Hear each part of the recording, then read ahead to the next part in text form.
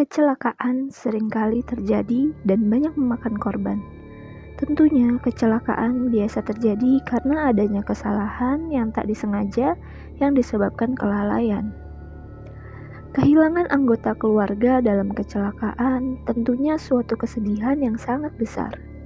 Namun, bagaimana jika ternyata kecelakaan itu justru sudah direncanakan untuk menghabisi nyawa yang diakui sebagai orang terkasih? Inilah kisah dari Mackenzie Sirilla. Mari kita bahas secara lengkap di berbagi cerita bersama. Pada 31 Juli 2022, pada dini hari, tepatnya pukul 5.30, terjadi sebuah kecelakaan di mana sebuah mobil menabrak sebuah bangunan hingga mengalami rusak yang sangat parah. Seorang saksi yang berada di tempat kejadian menghubungi 911 pada pukul 6:15. Kepolisian dan ambulans pun langsung dikerahkan. Ketika diperiksa, di dalam mobil terdapat 3 orang, di mana 1 pengendara wanita dan 2 penumpang pria. Sayangnya, kedua penumpang pria meninggal dunia di tempat. Mereka adalah Dominic dan Davian. Mereka masih berusia sangat muda, dan pengendara wanita ditemukan selamat. Ia adalah Mackenzie. Ia segera dibawa ke rumah sakit untuk mendapatkan perawatan. Ketiga keluarga korban mendapatkan kabar yang tidak terduga. Apa yang terjadi sehingga kecelakaan bisa terjadi, dan lokasi kecelakaan bukanlah arah rumah dari ketiga korban. Dominic dan Davian pun akhirnya dimakamkan, dan banyak sekali baik keluarga, sahabat, teman, dan warga kota yang bersedih atas kejadian ini. Mackenzie mendapatkan perawatan di rumah sakit, dan ternyata ia tidak mendapatkan luka yang cukup serius, sehingga dalam perawatan Mackenzie pun pulih, benar-benar pulih dan kembali sehat seperti sedia kala. Kepada kepolisian, Mackenzie mengaku tidak mengingat apapun pada saat kecelakaan itu terjadi.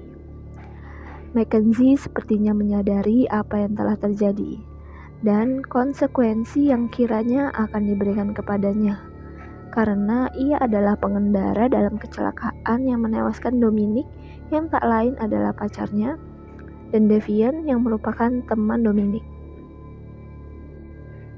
Kepolisian pun mengecek kondisi di TKP dan mendapati jika mobil yang dikendarai oleh Mackenzie saat itu melaju dengan kecepatan tinggi, menabrak palang peringatan dan langsung menabrak bangunan yang ada di depannya.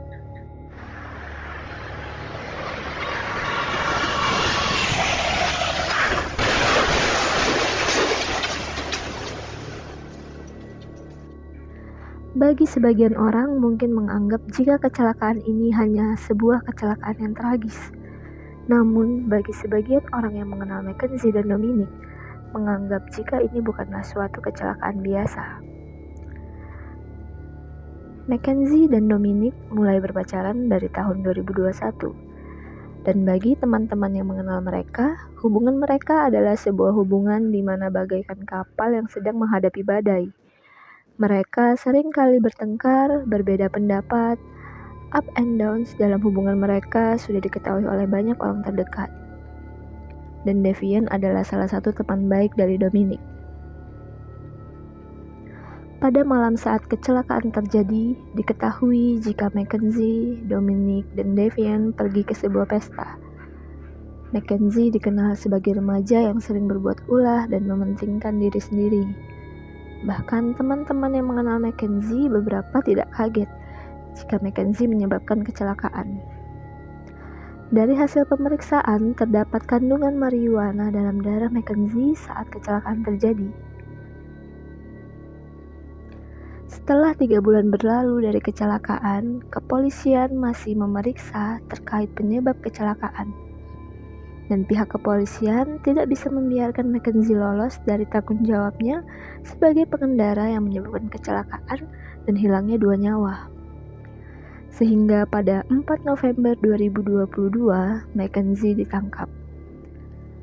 Kecelakaan terjadi 2 hari sebelum ulang tahun Mackenzie, sehingga saat ia ditangkap, usianya baru 18 tahun.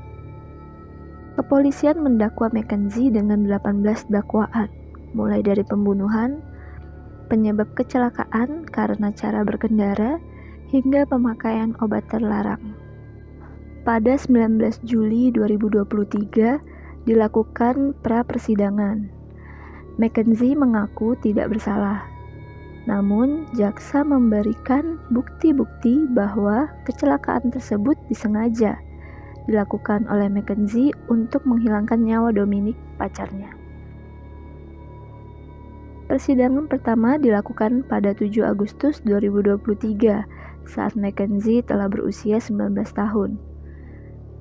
Jaksa menjelaskan bagaimana kronologi kecelakaan dan menyampaikan bukti berupa rekaman CCTV pada saat kecelakaan tersebut terjadi. Tepat pada saat sebelum mobil menabrak gedung, mobil melaju dengan kecepatan yang sangat tinggi. Namun, sesaat sebelumnya, mobil tersebut berbelok dan melaju dengan kecepatan yang stabil.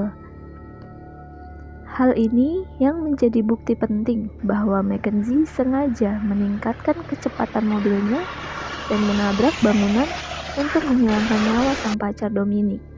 Sedangkan Devian hanya sedang berada di tempat yang salah dan waktu yang tidak tepat.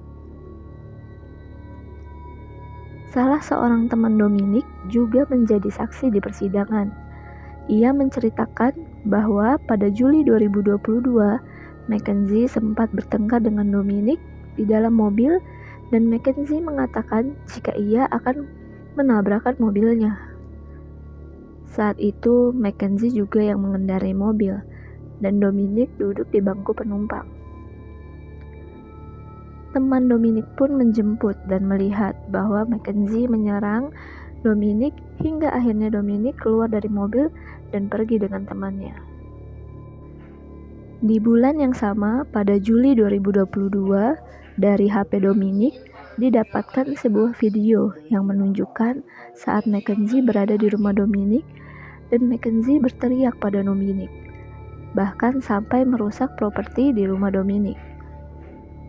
Dari bukti yang ada, Mackenzie dianggap memiliki motif karena seringnya Mackenzie memperlakukan Dominic dengan buruk dan kasar. Terlebih lagi, ditemukan bukti jika Mackenzie pergi ke lokasi kecelakaan 3 hari sebelum kecelakaan tersebut terjadi.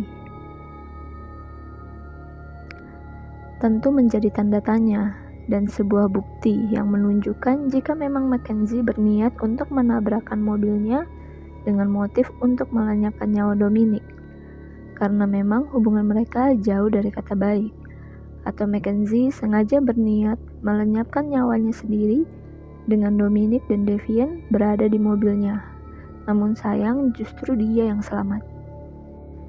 Pengacara dan ibu Mackenzie mengatakan jika hal tersebut tidak mungkin dilakukan oleh Mackenzie. Sang ibu berkata jika ia selalu berada di sisi anaknya dan tahu jika sang anak tidak akan melakukan hal tersebut, apalagi berencana untuk melenyapkan nyawa Dominic. Bagaimana sang ibu menceritakan sedihnya sang anak setelah kehilangan Dominic selama 3 bulan. Di rumah, Mackenzie hanya berbaring di kamar, menangisi dan mendengar lagu-lagu buatan Dominic, serta menatap foto-foto mereka.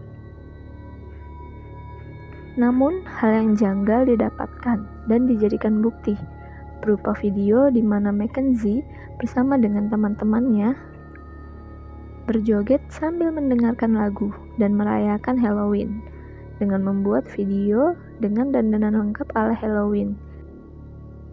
Dan dari video tampak jika Mackenzie benar-benar bahagia dan telah melupakan jika ia telah menghilangkan 2 nyawa yang berharga.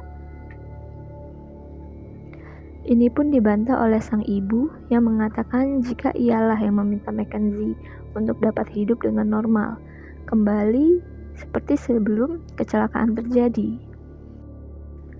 Karena sudah selama 3 bulan, menurut pengakuan sang ibu, Mackenzie sudah meratapi hal yang terjadi. Ia hanya ingin Mackenzie dapat melanjutkan hidupnya. Namun tentunya dari bukti-bukti yang ada, serta kesaksian para saksi, hakim memutuskan bahwa Mackenzie memiliki keputusan dan ia mengendarai mobil dengan kecepatan penuh melalui rute yang telah ia datangi 3 hari sebelum kejadian, dan memilih waktu yang dia anggap akan sedikit saksi mata yang akan melaporkan kecelakaan tersebut, sehingga menyebabkan hilangnya 2 nyawa berharga. Ia memiliki niat dan melakukan apa yang telah direncanakannya, dan Mackenzie dianggap telah melakukan pembunuhan terhadap Dominic dan Devian. Dalam pengadilan pun, sang ibu dari Devian, saudara perempuannya, ibu dari Dominic, dan saudara laki-laki Dominic memberikan pernyataan sebagai perwakilan masing-masing keluarga. Betapa mereka sangat kehilangan orang yang mereka sayangi, dan tentunya merasa tidak adil atas apa yang telah dilakukan Mackenzie hingga menyebabkan hilangnya 2 nyawa dari orang-orang terkasih bagi mereka. Bukti-bukti tambahan pun dikemukakan kembali kepada pengadilan, di mana Mackenzie sempat membuat video TikTok dengan lagu yang memiliki arti bahwa ia akan memakai narkoba dan ia tidak akan mati. Dan aku adalah perempuan yang kau akan rela untuk mati. Serta dalam perawatannya di rumah sakit, ibu Mackenzie sempat mengirimkan komentar kepada agensi model. Begitu pula dengan Mackenzie, mengatakan jika ia sangat menunggu untuk dapat bekerja sama, dan hal ini terjadi baru beberapa saat setelah kecelakaan. Bagaimana Mackenzie bisa-bisanya sempat memikirkan untuk menjadi model dalam perawatannya setelah kecelakaan yang terjadi, menjadi bukti betapa egoisnya ia. Dan beberapa saat setelah ia keluar dari rumah sakit, dengan kursi roda, tampak sebuah foto yang menunjukkan jika Mackenzie datang ke sebuah konser. Bahkan ada saksi yang mengatakan jika Mackenzie terlihat membawa mobil kembali setelah apa yang telah dia lakukan. Keluarga Mackenzie sempat mengatakan jika Mackenzie memiliki gangguan di mana ia bisa tiba-tiba saja menjadi pusing dan pingsan, dan mengatakan jika itulah penyebab Mackenzie tidak bisa mengingat saat kecelakaan terjadi. Namun, apakah jika kalian memiliki anak yang kalian sudah tahu memiliki resiko dalam mengendara seperti itu, masih memberikan izin untuk Mackenzie membawa mobil? Hal ini turut menjadi pertimbangan dalam pengadilan. Dan setelah kecelakaan pun, ibu Mackenzie menandatangani pembaharuan SIM Mackenzie. Sangat tidak masuk akal alasan kondisi Mackenzie yang sebelumnya dikemukakan dalam pernyataannya di persidangan. Ibu dari Mackenzie pun kembali memberikan pernyataan agar hakim dapat mempercayai jika Mackenzie tidak melakukan segala tuduhan. Dan Mackenzie pun memberikan pernyataan dan mengharapkan jika hakim dapat mempercayai jika kecelakaan tersebut memang benar sebuah kecelakaan. Mackenzie mengatakan, "Aku benar-benar meminta maaf dan aku harap kalian percaya jika aku tidak melakukan hal ini dengan sengaja."